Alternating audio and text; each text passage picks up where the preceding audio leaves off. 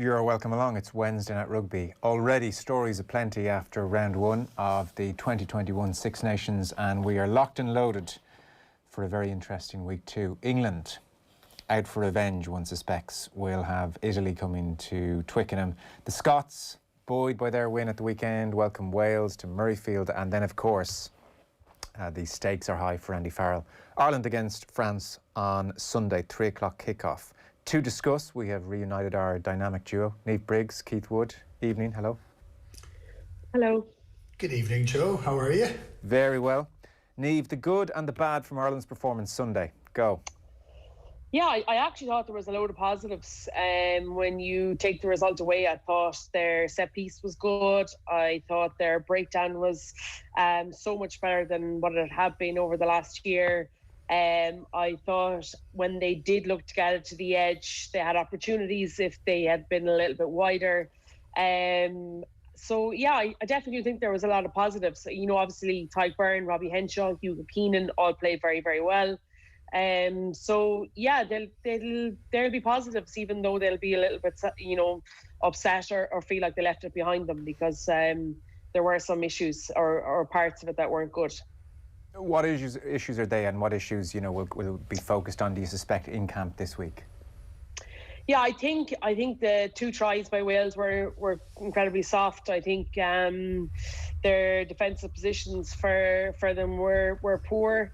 Their reads, and I think that, you know, they were definitely avoidable situations. I thought at times they needed to identify, you know, especially in the second half, once Wales got that lead, that they didn't commit anybody to the ruck, so they just fanned out. So they only had 1 tackler on the ground. And with Ireland, with 14, still lumped 2 or 3 into the ruck. And so effectively, it was like a 10-11 v 14, if that makes any sense.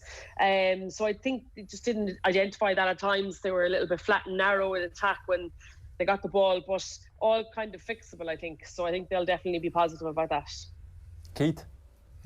Yeah, I was deflated by it on Sunday. I thought some of the rugby on Saturday was fantastic. So then you go and you get overly excited, which is my want. And looking at the game and looking at how we went, we obviously suffered as soon as Peter was sent off. And I was trying to figure out afterwards whether our game plan had changed because of that, because we went back to a lot of one-out runners. So whereas I would agree definitely with Niamh that there was a huge amount of grit involved in the performance, and we stuck to it, and I actually still thought we'd win. I felt we limited ourselves with the one-out runners because I think it puts our energy under pressure. And I then thought we got exposed a few different times. We looked to be tired at the end, and people were there was some criticism for some of the decisions that were made at the end. I think James Lowe got exposed a couple of times defensively. But I think a lot of that comes down to fatigue at the end of a game when you're playing with 14 men. So there was a fair bit of flack on to Burns for his kick.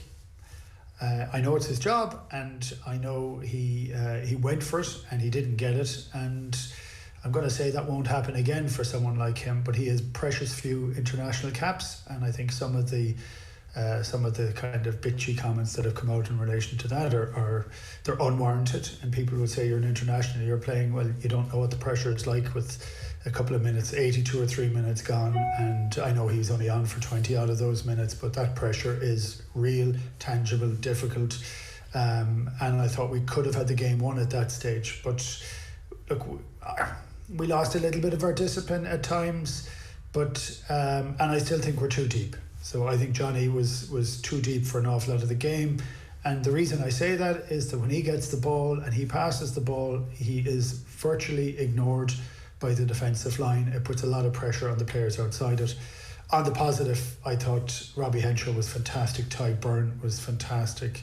I thought our throwing was pretty decent. It got better as the game went on. Andrew Porter had an extraordinary game with the big rhino of a man bearing down on him in Tyg Furlong, and Tyg played really well when he came on. So there were positives definitely, but I still felt it was a win we should have got, and I felt we were a much better team than Wales were, and they eked it out at the end. That's an interesting observation you make on Sexton being too deep, because at his quintessential best, Keith, you imagine him taking the ball very much to the line.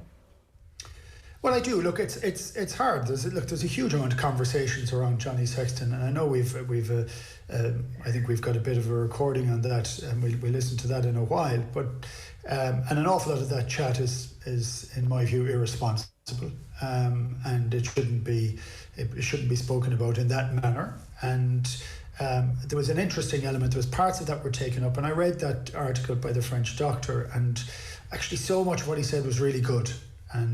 But it was just personalising it to Johnny Sexton was, I thought, wholly and entirely inappropriate. But the idea of playing on the line, and maybe we didn't do it because we were down to 14 men. Maybe we wanted to just make certain we could move the chess pieces around the field. But I just feel we're a better team when we attack the line more. And I do feel that we haven't been doing that for a while, and it shows often. Now, we talked about this last week, but it shows often the importance that we play on Johnny Sexton, on the doubt that we have over who the successor is, over and we have a lot of out halves in Ireland at the present moment and time, but like, it's an injury away. Like, Johnny may not play this weekend, or he may play this weekend. You know, whatever they decide is right. But if he doesn't, who are the guys that we have there, and how much do we trust them? Sure, but say he does for a second. It's interesting you're saying Johnny Sexton is playing too deep, and I'm saying Johnny Sexton in his heyday took the ball to the line. He demanded the attention of a defensive line. So I guess the burning question is, why do you think Johnny Sexton is playing too deep in 21? Yeah, I know where you're going with that, Joe, and it's a fair comment. It's because he gets clashed and tackled heavily all the time, because that's what happens to tens.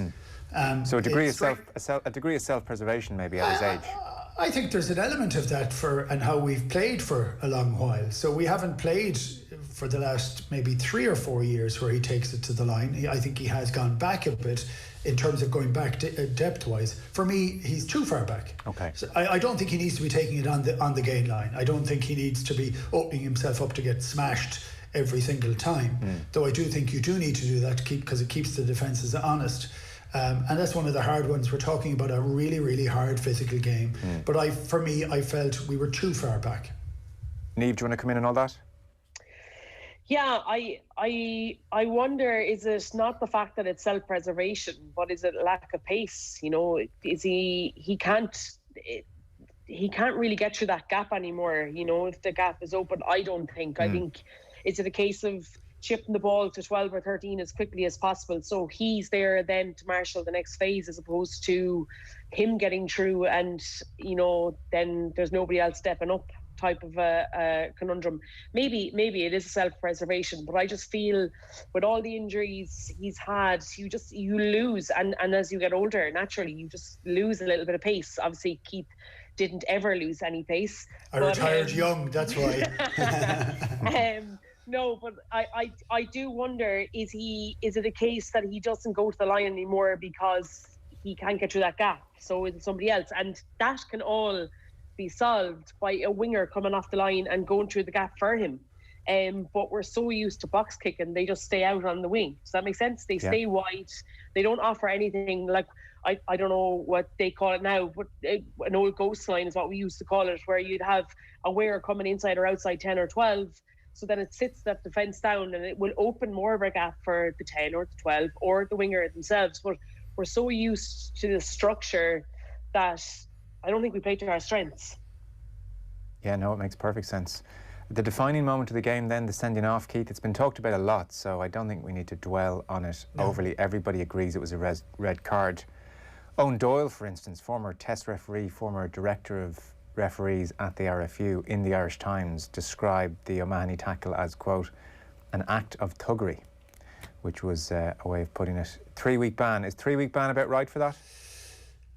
It's funny, it's not funny, but it's 3 weeks or 6 weeks. It's 3 meaningful matches. Yeah. That seems to have changed in the last period of time. Look, I was watching it at home like everybody else is these days, and I only caught it out of the corner of my eye, and I said, yeah, that's trouble. And It's just the nature of it. And so in terms of the control that you need to have to go into it, look, I think he gave away a couple of penalties at the start. He really wanted to make an impact on the game. And I think that's what it is. That's what it comes down to. It's that drive that you want to get in there. But that's where the game is trying to change. The game is trying to change to where there's a higher level of control and entry going into rucks, and that rucks are pretty much on your feet and not off your feet, or not into heads or areas where people can get hurt. So look, it was a red card all day long, and it put the team under huge pressure. And look, as we said it, I think we responded mostly well, but we also kicked away the ball. That's one negative I didn't say at the start. We kept kicking the ball away. And it's fine if you kick it and you get it back, or it's fine if you're kicking for position to put it into different places, but it's very hard to defend all the time. I don't mind kicking from our half. I don't mind kicking from our 22, boxing it to the halfway line to start it again, to move it up the field. I really don't. I think it's part of the game. I just hate kicking it when you get close to the 22. Why do we do that? I don't know. If you do kick it, it has to be in a position to where it should be on the ground, so you can't be popping it up in the air because it's an easy mark. It has to be a ball that bounces or is kicked so that it bounces awkwardly, or it has to be a cross kick where one of your players is going to catch it. There has to be a really good chance and something exposed that you're kicking it to, so that there's a really good chance of scoring. It can't be used because we're running out of numbers. We need to have a bit of a reset, and at times we didn't. So, look, I'm still looking at this with Andy Farrell. I'm still looking at it with our coaching setup. I'm still seeing that there's been changes. There hasn't been a huge amount of time, and that sounds, people get kind of angry when you say things like that. But they're still new to what they're trying to do, I just think I actually thought the sending off just took the wind out of our sails, and almost entirely, because then you are in survival mode.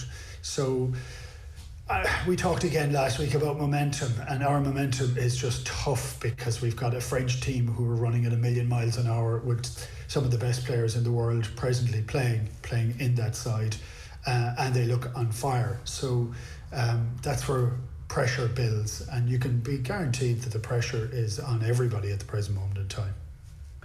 Niamh, the ill-discipline point. In 2017, Ireland averaged 17 penalties a game. In 2018, 7 penalties a game. In 2019, 7 penalties a game. Last year, we jumped to 10 per game, and against Wales, we gave away 11. I know certainly the Tadhg-Berwin one was regarded as very harsh. That's going to happen. But are you seeing us now as a team that give away a few soft penalties most games? No, I think Keith made a really valid point there, that the sending off just put everybody in survival mode. And I think when you're in survival mode and you're exerting that amount of energy defending, you're going to make mistakes and slip off things. I think, of those 11 penalties, 3 of them came before the sending off. So that's something. Keith Earls' one was, just an absolute mismatch in terms of he just got his running lines wrong to try and regather a box kick, and obviously the Tadhg-Berwin one. So, the general rule of thumb is when you get to double figures in international rugby, you're going to struggle to win the game, because you just can't do that. And I think Ireland paid the price for it. But I don't know, are we a team that's losing discipline, if that makes any sense? I thought some of them were a little bit harsh, and also when you're in that survival mode and you're like 60-70 minutes into the game, and Wales are putting pressure on, and you're finding it really hard to gain any sort of momentum or getting any quick ball around the corner, it's very difficult. It is. I mean, there are certain points in this game where Robbie Henshaw's in the scrum and Johnny Sexton's playing at 12 and Billy Burns at 10, and you don't know where half the other people are, and you just have to say there is a degree of survival about the whole thing as well. On to Sexton then, and this story which has been brewing now for a couple of days. Dr. Jean-Francois Sherman, he was the neurologist who treated Sexton back in 2014 when Sexton was advised to take 12 weeks off, and he was on Parisian radio yesterday. I mean, this has all happened quite quickly. As you said, Keith, he was talking expansively and said lots of very worthwhile, interesting things, but naturally enough, what made the headlines was, I think Johnny Sexton has had around 30 30 concussions across his entire career. And naturally enough, Johnny Sexton asked about that at the press conference this afternoon. Have a listen. Yeah, I'm pretty saddened and shocked by the inaccurate reports that were thrown out yesterday, I think it was.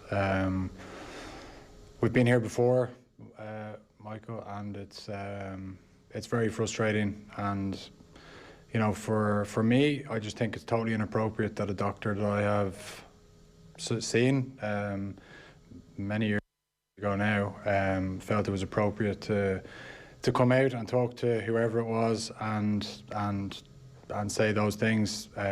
It's inaccurate and highly inappropriate, and yeah, I'm pretty disappointed. But for me, I'm so used to it that it's almost like water off a duck's back to me. But for my wife and mum and stuff like that, it's very very upsetting. But that's the world we live in, and I don't really want to talk too much more about it. Like I said, it was inaccurate, and just got to focus on this week and the return to play. If I don't pass one of those stages, I won't play. If I do pass them, well, then I'll be fit to play, and whether I play or not is down to the coaches then, and that's the way we've always done it. And I trust the medicals guys here. They look after us incredibly well, and I will continue to trust them. I thought there was a patient-doctor confidentiality. I'm pretty sure that exists in the world, and I just can't get over the fact that someone thought it was appropriate to just come out of nowhere and just start saying things that weren't even accurate. That's the most hurtful thing. So look, like I said, Sinead, I've made a statement.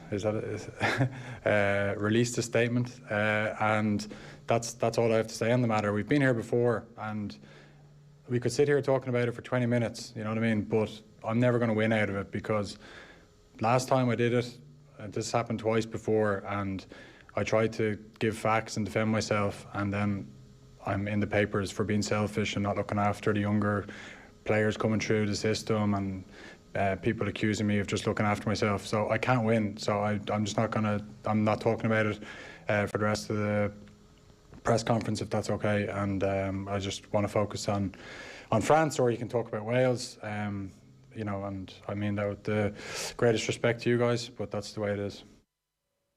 Thoughts on that, Niamh? Yeah, look, it must be incredibly frustrating for him. I think it's something that's probably followed him for a long time now, and you can sense his frustration and his disappointment. It was probably so out of line by that doctor, neurologist. I don't even know where to begin with it, to be honest. But for him, I think you know, he had a really unlucky knock of Tipperik's knee, and sometimes, rightly or wrongly, sometimes you can get one of them and have no symptoms. So, you know, 100% medical team took him straight off. There was not even a HIA. I think that's what he was given out about coming off the pitch. He probably felt like he could have kept going, but for his safety and for everything else, you just got to take him off. And then if he's got no symptoms, he can start his return to play the next day. And obviously that's what seemed to have happened. But yeah, you'd normally say outrageously out of line by that doctor, and I just don't see the need for it. Well, I think he realised, because he's come out again today, Dr. Sherman, and he has said, regarding my interview in Sexton, I did not want to talk about 30 concussions, but instead concussions and sub-concussions.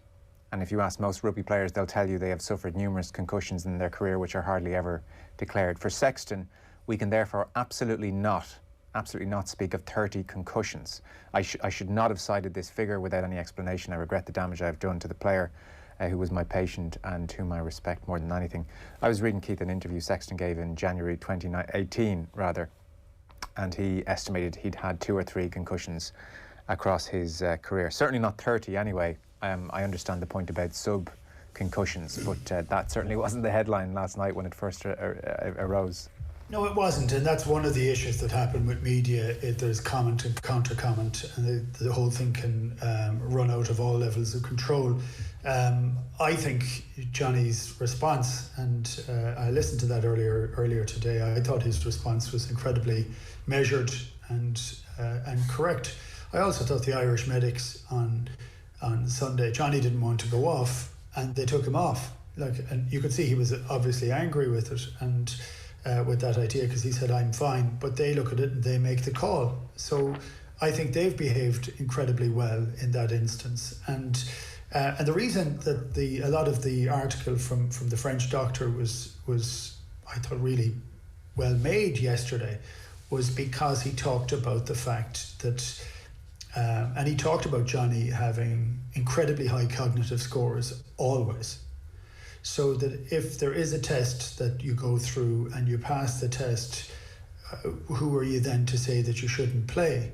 So if Johnny goes through all the protocols this week and he's fine to play on Sunday, then he's fine to play under, that's what they are. Whether those protocols are right or wrong is up to another level of interpretation, but that's far beyond our conversation here. But he didn't feel he was in bad shape. He has passed whatever tests he's had to pass so far, and he'll continue to do so. That is the baseline under which rugby deals with concussion at this present moment in time. And what are you supposed to do? So everything else is just speculation. So I feel really heavily for him. I like the idea of a doctor talking about throwing out a figure like that without any merit is very disturbing. The fact that he's backtracked today, I think there are always ramifications for comments like that, and there is the ramification of patient doctor confidentiality. So look, I can understand why he'd be so pissed off, to be honest, and he should be. But I actually think he behaved incredibly well in that press conference, because you could hear the weariness in it. And we often forget this sort of stuff, and we were doing criticising, saying he was being a bit too deep, and are we kind of playing with one hand, playing with the other? We're not. We often forget the fact that we're here to comment on the game as we see it, and that'll suit some people and won't suit some people.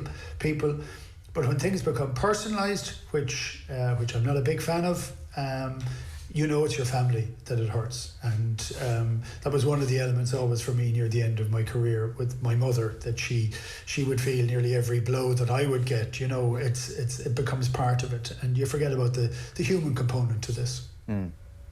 Well, Sexton said today he was due another test after the press conference this afternoon, and then another one tomorrow. There are various stages, obviously, along the route back to playing.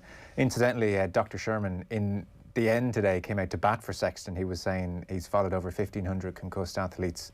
The most important factors, he said, are if you have concussions close together, the fact that the last concussion took a long time to go away, i.e. several weeks, or if the player is under 20, because there's a serious risk of second impact syndrome. Clearly, if Sexton hasn't had a concussion for over a year, if he's been asymptomatic for 48 hours, if the tests are good, and the recovery protocol have gone well, there's no issue to his playing against France. So from yesterday saying he absolutely should not play against France, he's U-turned quite severely there.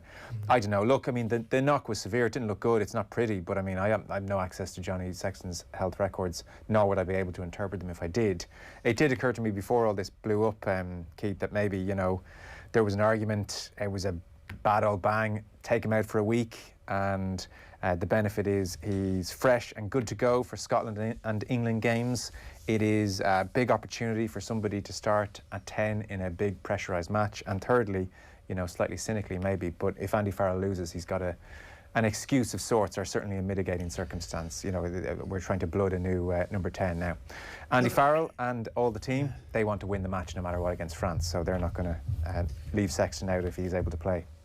No, and it's strangely, look, I think you can make changes to the Irish team over the Six Nations. I have no issue with that. And if we're not going to be winning it, and people, the money people will say, well, the further up the tree you are, the more money you get, and that's very important at the present moment in time. I would start Johnny on this weekend if he's fit to start. But I definitely would, because I think he's our best 10. I'd like him to play a bit flatter. That's what I would be looking for. But I would be looking to chop and change for the remaining matches, because they're not of the same level. Now, obviously the English one is, but giving some real meaningful time to somebody, be it Burns, be it Harry Byrne, who I know Trico and Raj were talking about. I haven't seen enough of him. It's very hard to pick guys from, they're not obscurity, but they're not playing week in, week out for their province. He has skill and he's got composure. I'd love to see him during this Six Nations, because we have to start playing these guys. Other countries are doing it. We're just taking our time to do it. And if we, like, let's take the example. If Johnny is out this weekend, what are we doing then? Like, who are we picking? Who is the next guy and the guy after? And the answer is. Well, I'll tell you, once you've given Burns the first cut at it, I think you give him the second cut at it, and because he needs to grow into this. There's not one player that has played international rugby that hasn't cocked up in the first 5 or 10 caps that they've played. It's how they react to those mistakes is what makes them into a better player and makes them into a proper player. And do you see enough in Burns, based on the limited amount we've seen? I appreciate thus far, but do you see enough in Burns to say, let's back this guy and invest in this guy, because we're running out of games to invest? Yeah, we are actually. I actually think he's a decent player. I think he makes the back line operate better. He's got very good hands. He does attack the line an awful lot more.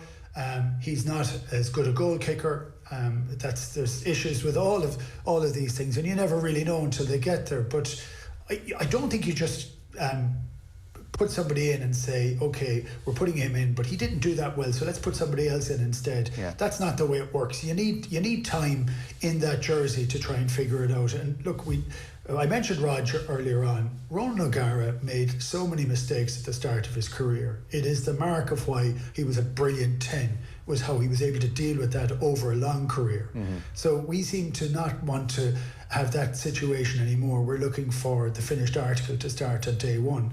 And that does happen from time to time. We saw it with Cameron Redpath.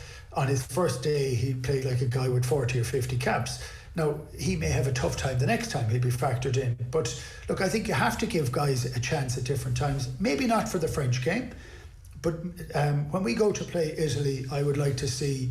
I'd love to see Harry Byrne get a run. I haven't seen enough of him. I also think Kieran Frawley is an incredibly calm guy. He's been mostly playing 12, but he's big, strong, robust, well able to play.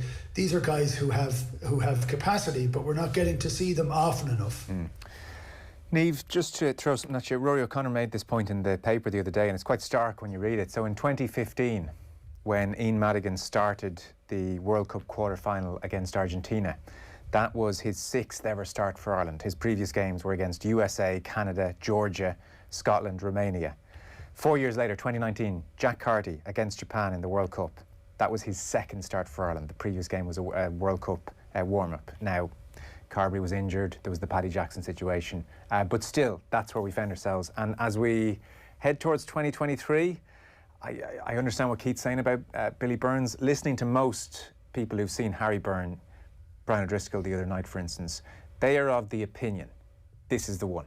You know, that we can give Burns more chances, we can give Jack Carty another go, there's Ross Byrne, but they're all of the opinion Harry Byrne is the one. So if they are right, then we're headed towards World Cup 2023. Harry Byrne will have just turned 24 years old. At this trajectory, I would think he'll be lucky to have 10 starts under his belt, the way we're going. We really need to think about this. Now, maybe Joe Carberry recovers, and that's the ace up our sleeve. But at the moment, as we're headed now, Harry Byrne will be in the World Cup in 2023, probably have risen to the point of being best of the rest, and he'll have less than 10 starts, and he'll be in a World Cup quarter-final, and we'll be having the same conversation, unless something changes pretty dramatically. Yeah, look, why doesn't he start week in, week out for Leinster? You know, he's a young guy himself, Ben Healy, Jack Crowley, all these young, exciting 10s that are coming up. You know, the last 3 starting 10s for the under-20s, and yet they don't feature week in, week out in big games for their provinces. Is that a directive from the RFU maybe that they need to be playing more games? Is it the coaches in their provinces feel like they're not ready? So if they're not ready to start week in, week out, then how can they be ready to... On Harry, again, luck comes into it. He got injured in the warm-up before Northampton when he was starting at the RDS, and then obviously we lost 2 rounds due to COVID in January. So you wonder behind the scenes, were they really planning to get him involved and then slingshot him into Six Nations? It didn't transpire, obviously. Yeah, absolutely. And, you know, anytime I've seen him, he looks exactly like what the lads are describing. You know, he's very close to being the finished article. He's controls the game incredibly well. He kicks as well as Ross's brother on the run, but he also has that little bit in him that he doesn't look like he's running quickly, but yet he seems to be running through gaps and away from defenders.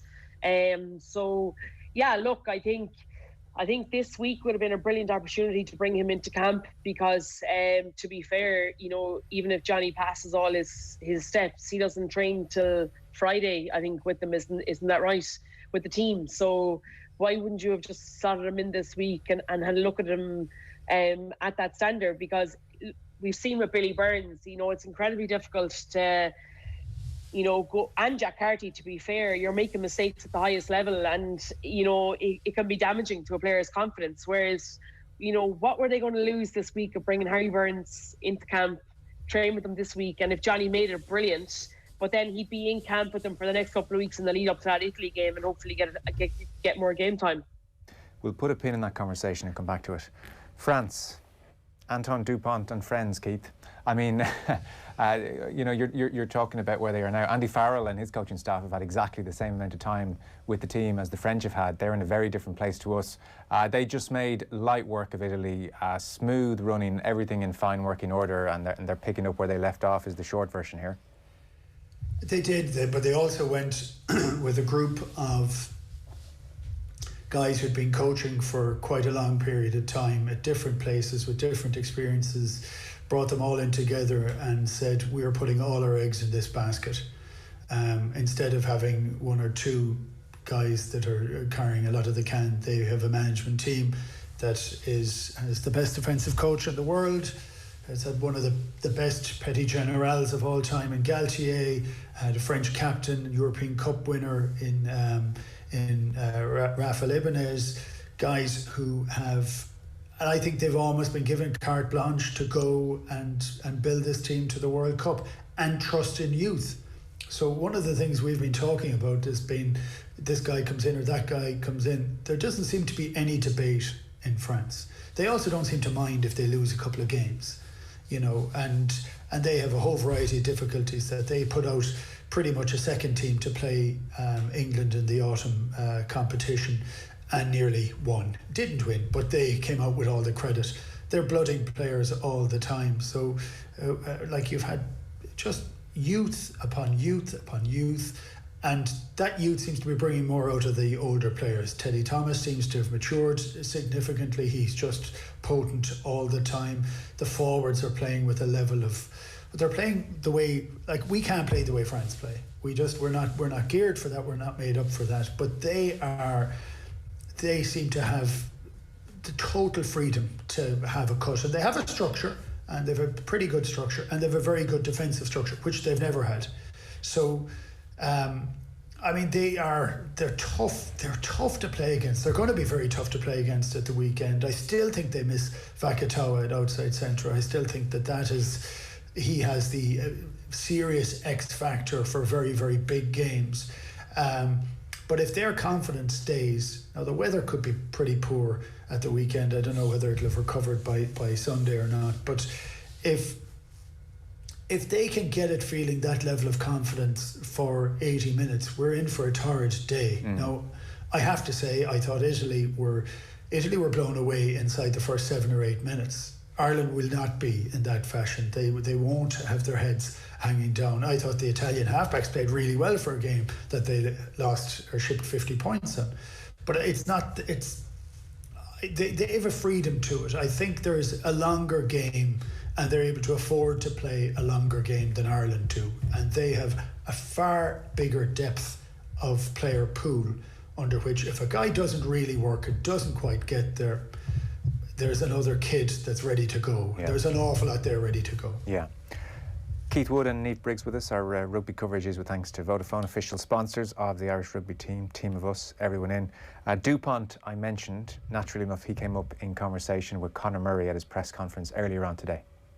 He's flying it. To be honest, you know, he had a massive game last weekend against Italy, and you know, we can't afford to give him that space. And I suppose defending a 9 that's in form like that, you know, if you concentrate solely on him, then, you know, it brings other players into the game. So, you know, we know, you know, we've a huge task this weekend against a really good French side.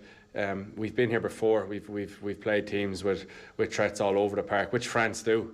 You know, at out half, you know, with guys like Teddy Tom on the wing, you know, with genuine pace, and you know, they can hurt you from anywhere. So,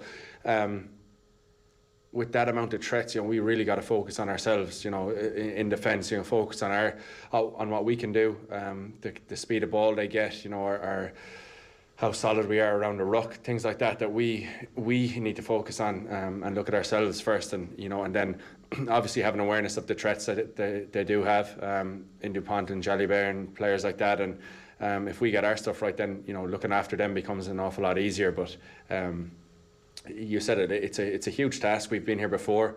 You know, we put in a performance this weekend, and, you know, hopefully the result goes our way. It's suddenly, you know, the conversation has a completely different tone to it. So, you know, that's the lads have, you know, the training we had there today was really, really good. Players weren't feeling sorry for themselves at all. I think that has to do with how, you know, how promising we felt in Cardiff. So, you know, lads are enjoying their work, and, you know, hopefully you'll see that on Sunday.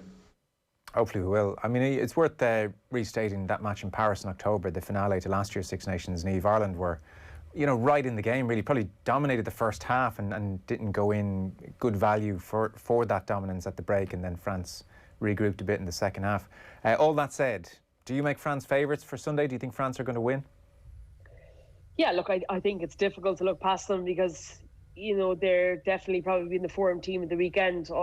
I get that they were playing Italy, but I actually thought I actually really enjoyed the game as a whole. I thought that Italy tried to play, and just they weren't at that level. But yeah, look, as Keith said earlier on, you know, they're incredibly confident, and a France team coming with confidence is a very dangerous one. And yeah, I think Jalibert's been well. You know, Doolan can't even make the team at the moment, and he's exceptional. He's had a brilliant last couple of seasons, and they just seem to have these threats, you know, across the park that I felt in Six Nations against France. I felt last weekend against Wales, Ireland couldn't have possession and not really do much with it, and they can't make teams pay for all that defensive work that the opposition have to do. Whereas I feel France might only have a sniffer or, you know, a half break, and their ability to get in behind, their ability to run off each other, makes it incredibly dangerous. And I think a lot will depend on selection for Ireland and how they set up defensively. Yeah. Keith, France? Look, I think they're obvious favourites, even though we're playing at home, and the home factor not being as potent because of the lack of fans makes it tough. It is hard to see past France, but I thought in the last Six Nations they were phenomenal, but not for all of the tournament. They touched on pieces of pure brilliance that they hadn't done for a number of years, and then they also took their step back into some sort of mediocrity from time to time, discipline, that sort of stuff. It does happen. We have to be hoping that we force some of that mediocrity, that we force some of the ill discipline that's required, that we don't give. It's when they're free running, when they're given the opportunity to play with that flair. If you stop that happening, they get frustrated. And that was always the key. It was ever thus, as they say. That was always the key. Stop them enjoying themselves. Stop them having it easy. Don't give an easy score. Make everything awkward. Slow down their ball. We have to be careful with our defensive line because they pass it so far back in a very different fashion. They have a whole variety of different running, cutting threats to the way we are. So we need to make certain that we don't rush that, but that we put ourselves in a position where we hold our line. And even if you hold the line and you have to make the tackle 10 yards behind your gain line, that's fine if you're able to hold that line again and again. So, look, I'm still hoping actually that last weekend we reverted to type because we were down to 14 players. I hope we show more. I hope we are more selective with our kicking game. I do hope we keep up that level of pressure in around the ruck and at ruck time, that we slow things down. And we need to make certain that we have maybe an extra body in the backfield We need to get that link a little bit better, because France kick, but they kick very differently. They are kicking for that ball to bounce for somebody to score a try. They're not. There's very little sort of panic or a big speculative kick. They're kicking for awkwardness, and it makes it really hard for the defensive team. So we need to make certain that our players are in the right spot. And that's one thing I will say, which I didn't touch on earlier on. I thought Hugo Keenan gave me huge comfort watching at the weekend. He made a couple of mistakes, which is fine, but he was in the right place pretty much all the time. He looks very calm. I think I think he's taking the 15 jersey, and he becomes incredibly important at the weekend, because they will try, because he doesn't have a huge number of caps, they'll try and put him under pressure. But I think he's got the mentality for it. Okay. Quick word on the other two games then. England, you suspect, will be in the mood against Italy. They've had a week, Niamh, of unbelievable criticism. Like, it's extraordinary listening to the English podcast. It's like it's full-blown crisis stuff. And it's very interesting, in a not dissimilar way to the final year of Joe Schmidt's tenure with Ireland. The stuff I'm hearing across all the English media is that England are too prescribed. They're sticking religiously to the game plan. I think they had a 6-on-3 at one stage and still kick the ball, because that is their thing. And also they said we've no plan B if we're not winning collisions, and they didn't against Scotland. These are the kind of things that were being said about Ireland a bit in 19. I also heard quite a few say it was the worst English performance in living memory. So I mean, they haven't gone overboard at all here. No, I thought they were so poor.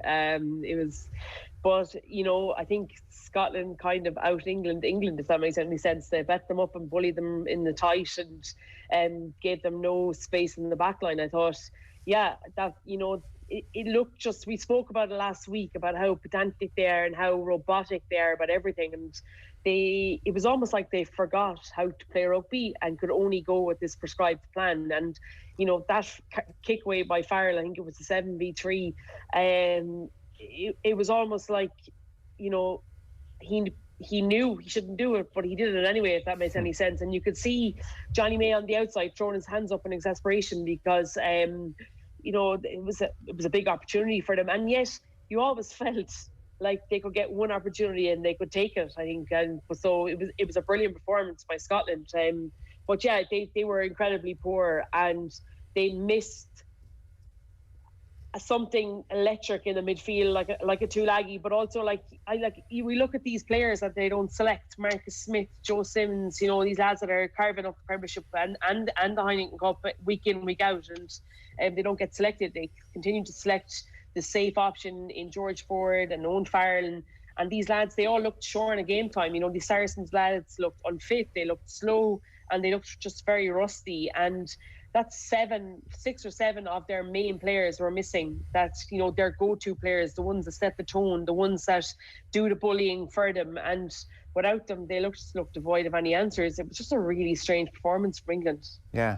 A lot of question marks about Owen Farrell at 10, Keith. Well, he looked, I think a lot of these guys haven't played enough, and he looked rusty. So, and rusty isn't that he's doing the wrong thing, it's the time on the ball, the comfort he has on the ball. I thought he looked harried for a lot of the game.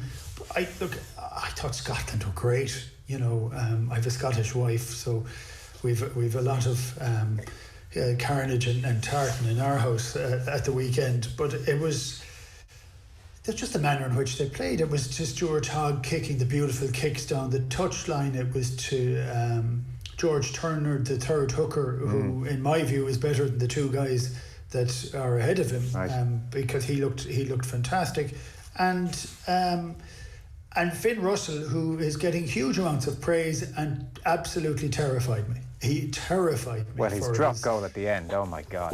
Well, his drop goal and his trip. Yeah. I'm just saying, oh my God, and yet,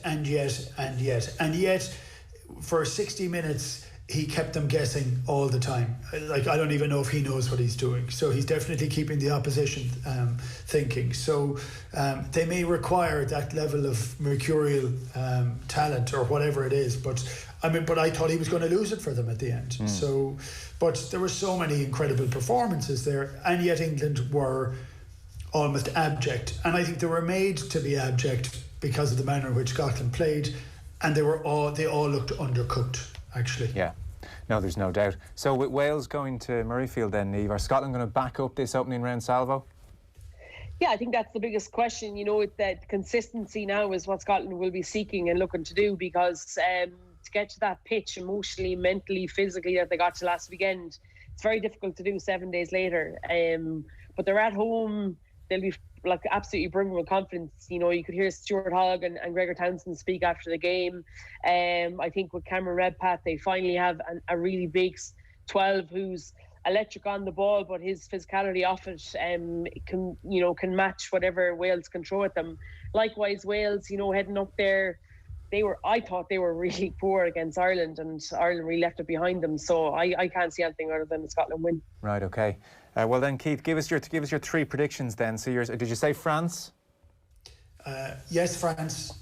And I agree entirely with Niamh on Scotland. Their issue is, can they bring it back, that emotional high again? And I think they can. And for their sake, you do want to see all the teams becoming more competitive. So I hope they do.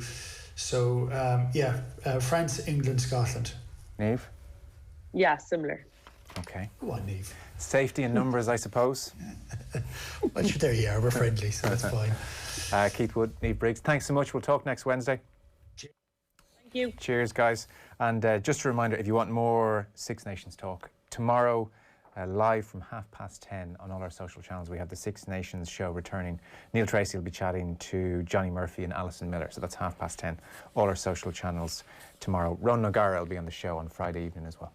Wednesday night rugby on Off the Ball. With Vodafone, official sponsors of the Irish rugby team.